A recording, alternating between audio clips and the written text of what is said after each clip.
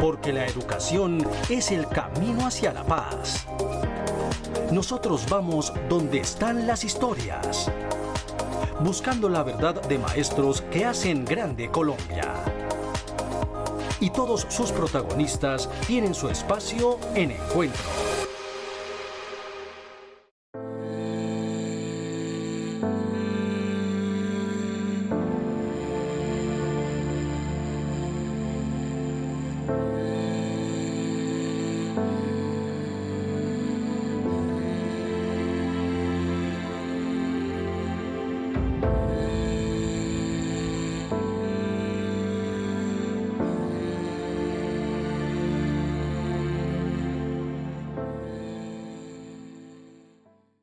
Hola, muy buenos días, bienvenidos una vez más a Encuentro, el programa institucional de la Federación Colombiana de Trabajadores de la Educación. Mi nombre es Carolina Ávila y a continuación un pequeño avance de lo que veremos en nuestra emisión de hoy. La actual contratación de los servicios de salud y el sistema de seguridad y salud en el trabajo, otra alerta roja identificada por FECODE en la Comisión de Empalme en Educación. Más de 40 proyectos de ley han sido radicados a la fecha ante el Congreso para ser discutidos dentro de las próximas sesiones de Cámara y Senado. Durante las reuniones de la Comisión de Empalme en Educación, la situación de salud del magisterio también fue identificada por FECODE como una alerta roja. Esto en razón a las pretensiones del actual gobierno de querer dejar amarrados los nuevos contratos médicos y no respetar la integralidad del servicio. Las intenciones del gobierno de Iván Duque desde sus representantes en el Consejo Directivo del FOMAC de permitir que en la nueva contratación de salud del magisterio participen EPS y medicina prepagada contribuirán a distorsionar aún más la prestación del servicio médico a los miles de maestros y beneficiarios en todo el país. La exigencia de FECODE sigue el respeto a la integralidad. No puede haber EPS ni medicina prepagada porque históricamente hemos tenido un modelo donde se ha garantizado con el asegurador que es el FOMAC la prestación del servicio a través de instituciones prestadoras de salud, o sea IPS o en su defecto cajas de compensación familiar que pueden participar en ese proceso. A esto se suma el hecho de que el actual gobierno pretende dejar contratado el sistema de seguridad y salud en el trabajo de los docentes con otras empresas diferentes a los prestadores de salud, vulnerando no solo la integralidad que debe primar en la atención en salud y la prevención de los accidentes y enfermedades en el lugar de trabajo, sino los acuerdos suscritos en 2019 y 2021, contrariando de esta manera el decreto 1655 de 2015. Hoy tenemos una propuesta, frente a las dos propuestas que ellos nos hicieron de modificación de los lineamientos del Acuerdo 09, que es la base de la estructuración del modelo de salud de los maestros y maestras del país, y hoy articulado con el sistema de seguridad y salud del trabajo, pues de ahí se desprenden lo que es el manual de contratación, el manual de auditoría, la interventoría y los pliegos de condiciones. En consecuencia, esos lineamientos tienen que ser construidos y FECODE ha presentado una propuesta seria en donde recogemos estos tres criterios. Ante esto, FECODE durante las reuniones de la Comisión de Empalme en Educación sentó el precedente frente a la grave situación que afronta la salud del magisterio, identificándola como una alerta roja, y en esa confianza que tiene con el nuevo gobierno de Gustavo Petro, solicitó se frenen las pretensiones de Iván Duque de acabar el modelo de salud de los docentes y se blinde el sistema de seguridad y salud en el trabajo. A junio 30 de este año, el gobierno de Iván Duque le faltaba por entregar más del 40% de las obras de varias instituciones públicas del país a través del Fondo de Financiamiento de la Infraestructura Educativa, una situación que podría ocasionar la pérdida de 97.000 millones de pesos debido a los incumplimientos. A portas de la finalización del gobierno de Iván Duque, es importante analizar la gestión del Fondo de Financiación de la Infraestructura Educativa de este cuatrienio, pues a corte del 30 de junio de este año, de los 536 proyectos de colegios nuevos o ampliados, se han terminado solo 287, mientras que 188 siguen en ejecución de obra, 58 en fase de diseño y 3 en reasignación. Cifras que evidencian un incumplimiento del más del 40%, más si se tiene en cuenta que el FIE maneja recursos de fuentes como el Presupuesto General de la Nación, la Ley 21 de 1982, las entidades territoriales certificadas y el Sistema General de Regalías, donde la inversión total asciende a la suma de 4,80 billones, de los cuales el Gobierno Nacional aporta 3,25 billones y las entidades territoriales certificadas 1,51 billones. En este sentido, hay más de 97.000 millones de pesos que a la fecha están en riesgo debido a los atrasos en las obras, esto según la Contraloría General de la Nación. Una reunión con la Contraloría, con el FIE, con los representantes del municipio, de la Secretaría de Educación Departamental, exactamente igual. Los ingenieros contratistas actuales exigen una adhesión presupuestal.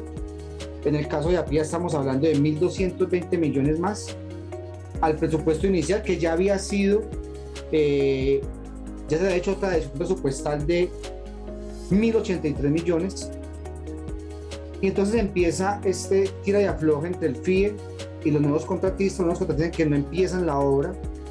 En el gobierno de Duque, esos contratos pasaron por otros 2 contratistas más. Se va a terminar el gobierno de Duque y los colegios en total son 19 instituciones educativas en todo el departamento. Es una situación más de elefante blanco y de corrupción nacional que ojalá el nuevo gobierno controle eso. El compromiso concreto era entregar mínimo 3 sedes antes de terminar el actual gobierno, pero a la fecha apenas se entregó una y pues las otras no hay noticia de cuándo sería la finalización de obra y la entrega. Y además pues hay cerca de 10 sedes pendientes que deberían terminar entre noviembre, diciembre de este año. Frente a lo anterior, los departamentos más afectados hasta la fecha en obras sin contratar son Santander y Boyacá con 4, Tolima y Antioquia con 3, Risaralda, Córdoba, Quindío y Atlántico con 2, Magdalena, Meta, Nariño, Caldas, Valle del Cauca y Cundinamarca con 1. Aunque el Ministerio de Educación ha venido entregando a la carrera algunas obras en las últimas semanas, este panorama refleja la falta de seguimiento y control en la ejecución de los recursos por parte del MEN y el mismo Fondo de Financiación de la Infraestructura Educativa, y que se concreta en el riesgo cierto e inminente de que las obras quedan inconclusas o que una vez terminadas no puedan ser puestas en funcionamiento, como ya ha sucedido en algunos casos, lo que termina afectando la prestación del servicio educativo en el país. En esta ocasión, el profesor William Velandia Puerto, ejecutivo de FECODE, socializa temas de interés para los docentes del territorio nacional. Un saludo a los maestros y maestras de Colombia, a todas nuestras comunidades educativas. Nuestras más sentidas condolencias y abrazo solidario a la familia del doctor Héctor Julio Sánchez Vega, a Maurita, a Mayra, a Natalia, a su comunidad educativa, y el agradecimiento desde FECODE por esa integralidad, ese ser humano que le entregó lo mejor de su vida a la educación y a la federación, comprometido de manera desinteresada en la institucionalidad, en la defensa de la educación pública y sobre todo en la defensa de los derechos de los maestros y maestras del país. Nuestro reconocimiento a su familia y nuestro más sentido agradecimiento por ese trabajo, Héctor, y que Dios lo tenga en su gloria. Seguimos nosotros en esa briega hoy de cara a que este gobierno ya se va. Y aquí quedan unas alertas que dejamos en la mesa de empalme, como lo que tiene que ver con la contratación de la salud y de la seguridad de salud en el trabajo. Ese es un reto que tiene que asumir el próximo gobierno y la confianza que nosotros estamos colocando en sus manos, eso sí, con la autonomía y la caracterización y la defensa del modelo, que tiene que ser articulado entre salud y seguridad y salud en el trabajo, sin que nos cambie la estructura, sino buscándole forma al contrato de manera que se garantice la prestación y que, como lo hemos dicho, se declaró como una alerta para que el próximo gobierno asuma ese proceso de contratación y la búsqueda de la dignificación y el cumplimiento de los contratos hoy de manera integral, sin EPS, sin medicina prepagada y sobre todo reconociendo que es un derecho de los maestros y sus familias, de los maestros y maestras de Colombia, lo que tiene que ver con la seguridad y salud en el trabajo. Otra alerta es el tema de la financiación. no se hizo la reforma constitucional. Este año sabíamos que ya había un faltante que superaba el billón de pesos para la prestación del servicio y se ratifica en la mesa. Y por eso llamamos al próximo gobierno para estar atentos, porque este gobierno se va, no cumplió, no hizo lo que tenía que hacer, no honró la palabra y en consecuencia hoy tenemos que abocar el desarrollo de los acuerdos con el primer proceso, garantizar la financiación de la prestación del servicio educativo, lo que tiene que ver con el cumplimiento del curso de los 8.000, la financiación que tiene que proyectar hacia eso y la implementación de los demás procesos que este gobierno que sea no quiso atender, pero que hoy el gobierno que llega, porque es un problema de Estado también, de derecho de los maestros y maestras, tiene que asumir con la responsabilidad y de cara a ese diálogo fraterno que siempre se ha propuesto de la Federación para resolver estos temas. Conscientes de la importancia de los docentes, conversamos con el nuevo rector de la Universidad Pedagógica Nacional, el profesor Alejandro Álvarez, sobre los retos y el papel que deben asumir las facultades de educación en el país en la formación de los nuevos educadores. Si bien la enseñanza es una de las vocaciones más antiguas, es pertinente citar que los educadores, más que cualquier otra clase de profesionales, son los guardianes de la civilización, frase del filósofo y matemático Bertrand Russell, Premio Nobel de Literatura en 1950, que compacta perfectamente con la importancia de los maestros en la sociedad. Por eso analizamos el papel de las facultades de educación en la realidad del país. El papel que jugamos desde la Universidad Pedagógica, espero que logremos hacer una propuesta con otras universidades, no se trata de trabajar en solitario, para organizar lo que se conoce como el Sistema Colombiano de Formación de Educadores. Son unos lineamientos que existen ya hace cerca de 10 años, el Ministerio elaboró, que tienen enunciados interesantes, pero que no tiene dientes, no opera en realidad tal sistema. Yo creo que ese sistema hay que ponerlo a funcionar. Y sistema quiere decir que trabajemos de la mano, que nos apoyemos unos a otros con una claridad, y es que tenemos que mejorar, sin duda, los niveles en la formación de nuestros maestros. Según el Sistema Nacional de Información de la Educación Superior, a la fecha hay 1.793 licenciaturas activas en el país que van desde la educación infantil, artística y matemáticas hasta música, filosofía, ciencias naturales, entre otras. Estas carreras juegan un papel fundamental en la formación para la enseñanza, la didáctica, el currículo, la pedagogía y la investigación, con el fin de obtener un desarrollo eficaz del aprendizaje dentro del aula para las nuevas generaciones y el desarrollo del país.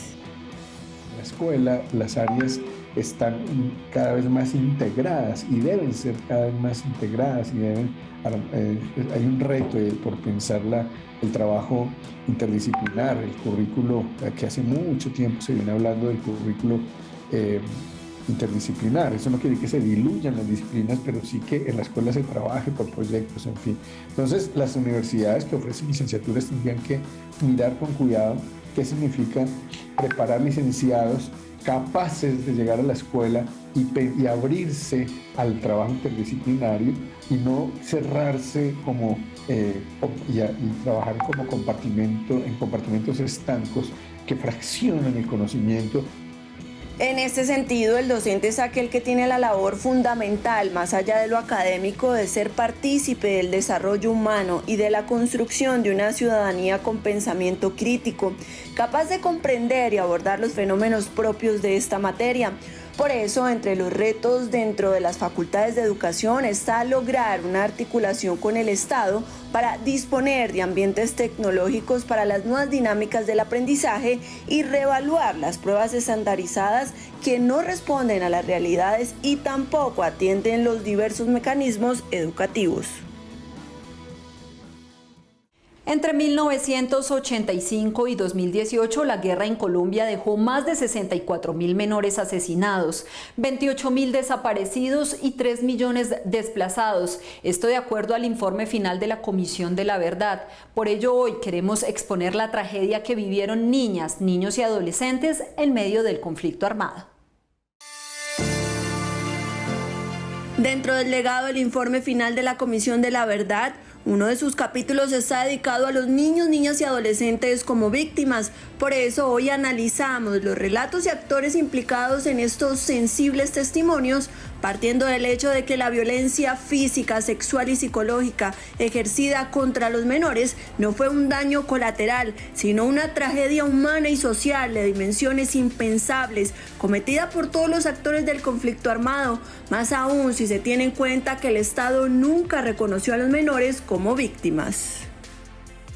Todo esto, por supuesto, es abrumador en términos de la violencia que vivieron en sus cuerpos y sus vidas niñas, niños y adolescentes. Tenemos una cifra de aproximadamente 16.200 datos documentados de niñas y niños que vivieron esta violencia, pero adicionalmente consideramos que la estimación puede estar entre 28.000 y 40.000, es decir, por el comportamiento del fenómeno, pues uno puede identificar datos documentados, pero también construir estimaciones estadísticas. Este apartado se centra en 4 ejes que comprenden las diferenciaciones de los fenómenos de la guerra en los menores, clasificándose así. Primero, los niños, niñas y adolescentes que crecieron sin sus padres por asesinato, desaparición, secuestro o reclutamiento, significando un factor determinante a lo largo de su vida. Segundo, el desplazamiento de más de 3 millones de jóvenes producto del secuestro, desaparición o asesinato de un familiar, provocando la vulneración de sus derechos, como el de la educación y una vida digna. Tercero, cómo la escuela y las comunidades educativas se convierten en un espacio de disputa y control por parte de los actores armados para amenazar a los docentes, reclutar a los menores, usar los colegios como trincheras y hasta controlar lo que se enseñaba. Y cuarto, el reclutamiento en el que se muestra la ausencia del Estado como garante de la protección de los niños, niñas y adolescentes. Para nosotros fue muy simbólico lo que significó en Jambaló, en Cauca, el rector de una institución educativa técnica de carácter agropecuario, que sabiendo que la guerrilla de las FARC había ejercido un reclutamiento sobre varios estudiantes de su institución educativa, él va y los va a rescatar. O sea, él como rector y como líder de la comunidad, él mismo va y ejerce. Mantener el servicio educativo en territorios donde implicaba incluso poner en riesgo la vida de maestras, maestros, estudiantes, pues es también un acto de resistencia. Dentro de las estadísticas documentadas se registra que los departamentos más afectados desde la escuela fueron Antioquia con 121 colegios, Cauca con 88 y Norte de Santander con 70. Respecto a desplazamientos, Antioquia lidera con un 70%, mientras que en reclutamiento figuran Caquetá, Meta y Guaviare. Asimismo, el informe precisa que el ejército usó las escuelas como espacio para entrenamiento militar, descanso y trincheras, la guerrilla para reclutar y adoctrinar y los paramilitares para controlar y vigilar a la comunidad. Esto mientras los docentes la defendían como territorio de paz. En síntesis, este capítulo describe una barbarie que ningún menor debía tener que vivir, y en este sentido el informe es el camino para señalar que hay un futuro si hay verdad. Es momento para que el fiscal de FECODE, el profesor Domingo Ayala Espitia, hable del papel del nuevo gobierno, de la defensa del modelo de salud del magisterio y de la importancia de materializar una reforma constitucional al sistema general de participaciones. Muy buenos días al magisterio colombiano, a la comunidad educativa y a la opinión pública en general. La victoria del 19 de junio es una victoria contundente. Es toda esa gran lucha que se ha liderado por más de 200 años. Tenemos hoy la oportunidad de construir el país del tamaño de nuestros sueños. Respaldaremos este gobierno, exigiremos que desarrolle todo el programa de leyes que de alguna manera resuelvan la desigualdad social, la justicia, el derecho a la vida, los derechos de los trabajadores, de los maestros, de la comunidad en general, de tal manera que asumiremos el gran compromiso para que todas y todos podamos hacer de Colombia un país vivible, un país, como hemos dicho, un país por la vida, la paz y la democracia. Estamos también defendiendo nuestro modelo de salud, Hoy este gobierno en sus últimos días quiere acabar nuestro régimen metiéndonos en las EPS. Allí vamos a resistir, porque ese gran legado lo tenemos que aportar para que de verdad sea la germinación de una salud como derecho, como lo ha planteado nuestro presidente Gustavo Petro, vicepresidenta, compañera Francia Márquez. Pero también estamos exigiendo, y en las comisiones de empalme hay algo muy importante. Vamos por la financiación adecuada de la salud, de tal manera que podamos tener una reforma constitucional al Sistema General de Participaciones. A eso le estamos caminando, un estatuto docente que dignifique el ejercicio de nuestra profesión. Compañeras y compañeros, todas y todos con gran fuerza y energía. Recuerde, la lucha continúa. Que tengan un feliz fin de semana. Varios docentes han denunciado el cierre de jardines infantiles en Bogotá por parte de la Secretaría de Integración Social, una situación que ha evidenciado fallas por parte de la alcaldía en la contratación de los educadores en estos espacios, quienes ven vulnerado su derecho al trabajo. De acuerdo con la denuncia de uno de los docentes, a partir del inicio de la administración distrital de Claudia López, desde la Secretaría de Integración Social se vienen presentando el cierre de jardines cofinanciados, donde se atienden menores de edad en convenio con instituciones privadas. Este convenio, que ha sido improcedente desde un principio, hoy estaría afectando a padres de familia y a docentes que se quedaron sin empleo. Los jardines afectados están ubicados en las localidades de Suba, Engativá y en el barrio Galán. Desde que iniciara la administración había más de 60 jardines cofinanciados y al 30 de junio de este año únicamente quedaban 45. La denuncia la hacemos porque lo que ha pasado no tiene precedentes en lo que yo llevo trabajando como docente de un jardín infantil, y es que el 30 de junio esos 45 convenios o jardines debían ser renovados y únicamente renovaron 42, quedando 3 jardines infantiles por fuera.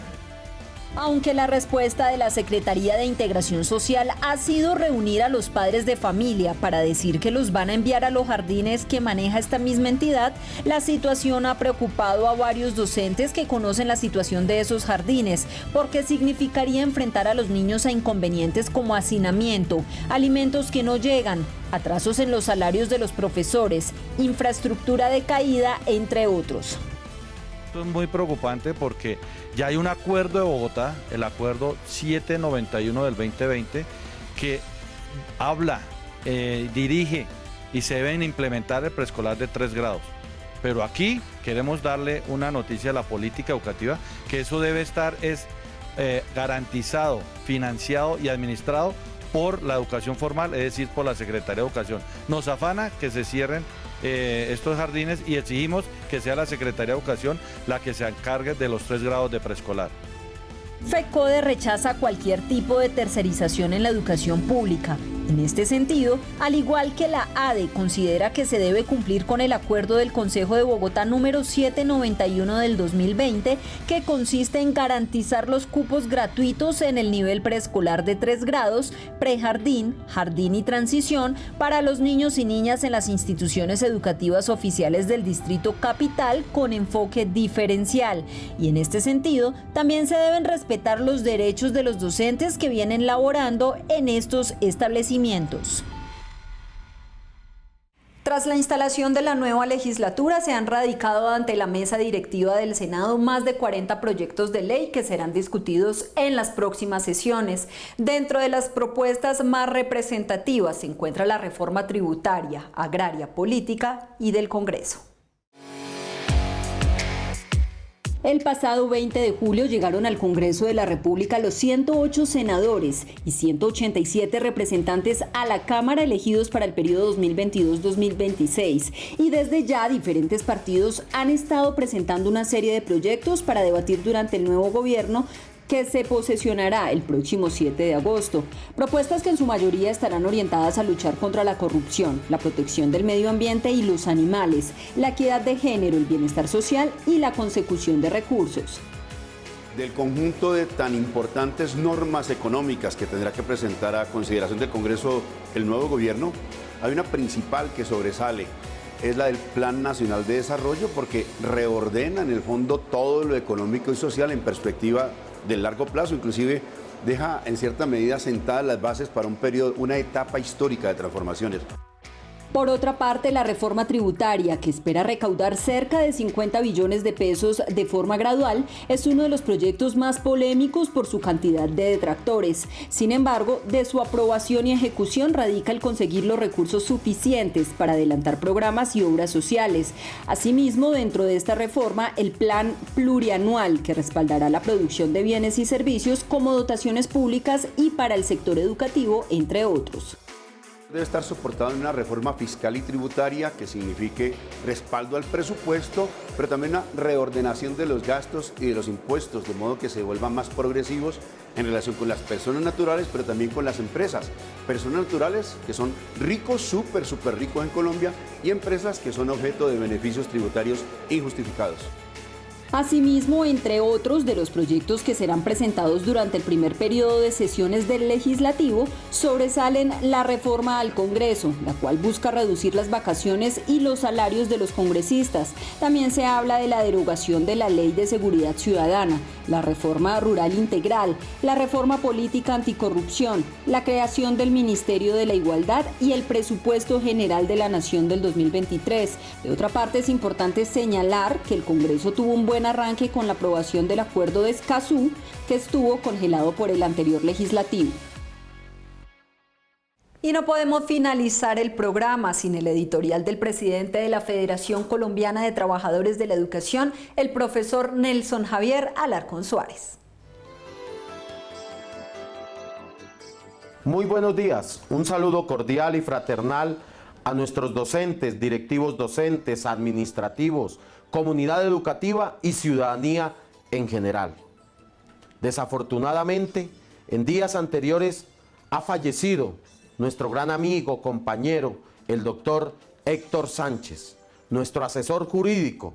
Lamentamos profundamente su partida y a la vez presentamos nuestras más sentidas condolencias al magisterio colombiano, a su familia, a su señora esposa, a sus hijos, a los demás familiares, por tan lamentable partida del doctor Héctor Sánchez. Paz en su tumba. El 22 de julio se llevó a cabo nuestra Junta Nacional convocada oficialmente por el Comité Ejecutivo de FECODE. Allí se tomaron diferentes decisiones, como la convocatoria oficial a la Asamblea General Federal, donde se tocarán puntos importantes para poderle presentar al nuevo gobierno a partir del 7 de agosto que se posesiona y que el magisterio colombiano en su inmensa mayoría ayudamos a elegir y que FECODE institucionalmente lo apoyamos y acompañamos.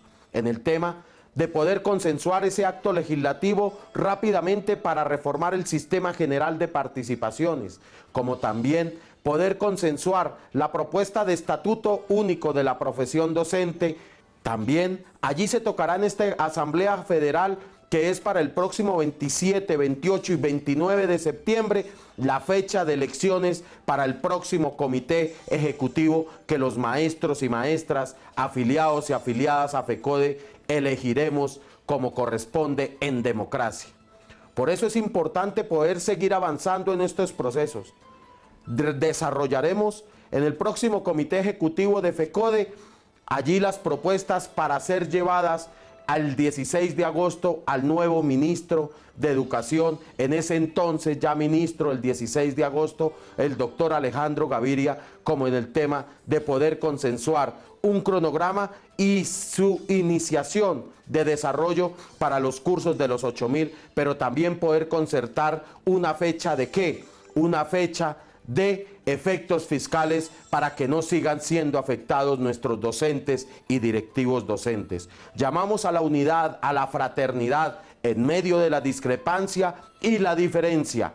Feliz fin de semana para todas y todos. Hasta aquí nuestro encuentro de hoy. Recuerden que toda la información la pueden encontrar a través de nuestras redes sociales oficiales en Facebook, Twitter e Instagram. También a través de nuestra página web www.fecode.edu.co. Gracias por su sintonía y nos reencontramos el próximo sábado a partir de las 7 de la mañana por Teleantioquia. Feliz día y feliz semana.